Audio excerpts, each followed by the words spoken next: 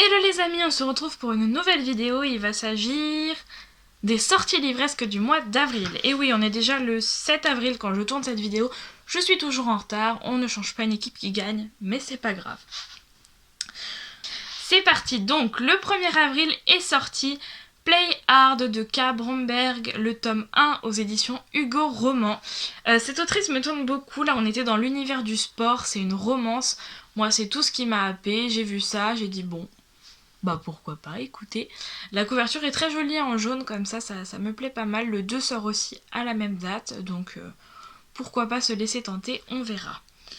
Ensuite est sorti Frostheart, le tome 1, le chant des monstres de Jamie Littler chez les éditions Nathan. C'est un tout petit livre jeunesse qui est trop mignon, trop chou, trop plein. Voilà, il en fallait pas plus pour que je le note. D'accord. On continue. J'ai noté Assoiffé, le tome 1 de Tracy Wolff aux éditions Pocket Jeunesse.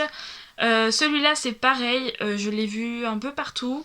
Il paraît qu'il ressemble à Twilight. J'ai pas du tout aimé Twilight en film en tout cas.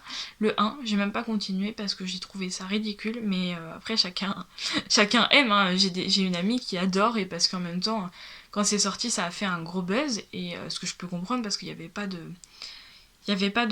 livres et de romans et de films de ce genre à ce moment-là, donc c'était bien vu pour eux. Mais moi ça l'a pas fait et j'ai très peur parce que j'ai vu le retour de Stéphanie qui disait que c'était pas foufou Assoiffé, hein, elle l'a même abandonné de mémoire. Donc on verra, mais en tout cas il est noté.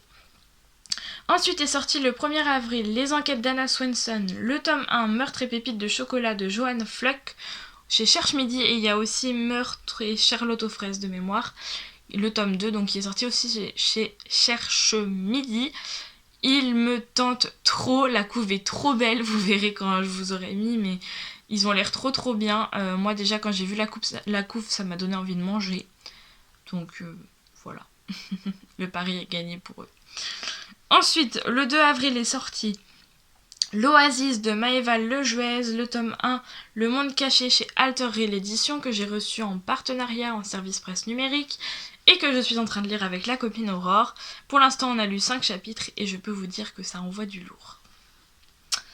Ensuite est sorti toujours chez Alter Reel Surf and Love, le tome 1, Deal de Lucie Mimi chez Alter Reel toujours. Et pareil, je vous mets la couverture juste là, elle est trop belle, ça donne trop envie. Voilà. Il en fallait pas plus. Et je l'ai demandé en partenariat. Je ne sais pas si je le lirai tout de suite, mais je l'ai demandé. Ensuite, on passe au 15 avril, et donc du coup, ce n'est pas passé. Sort Styx Riders, le tome 2, qui s'appelle La violence d'Aphrodite de Calypso Caldine aux éditions Hugo Roman. J'ai acheté le tome 1, puisque en numérique, j'arrivais pas à le lire. Donc je l'ai acheté en papier. J'attends qu'il arrive pour le dézinguer et pour lire sûrement le tome 2 par la suite. Ensuite, on passe au 17 avril, et au 17 avril sort Nos sens interdits de Estelle Evry, une petite romance qu'elle a faite comme ça, qui n'était pas du tout prévue. Normalement, je vais le recevoir en papier et j'ai vraiment trop hâte. Regardez-moi cette couverture, comment elle est trop belle. Estelle fait du super boulot, j'adore. Depuis qu'elle s'auto-édite, je la lis et j'adore. Il y en a 2 d'elle en édition que je n'ai pas lu, je crois. Ou plus, je ne sais plus. Enfin bref, j'en ai déjà lu 3 sur d'elle et à chaque fois c'était vraiment bien, un coup de cœur et 2 très bonnes lectures, donc je ne peux que vous conseiller d'aller voir ce que fait Estelle.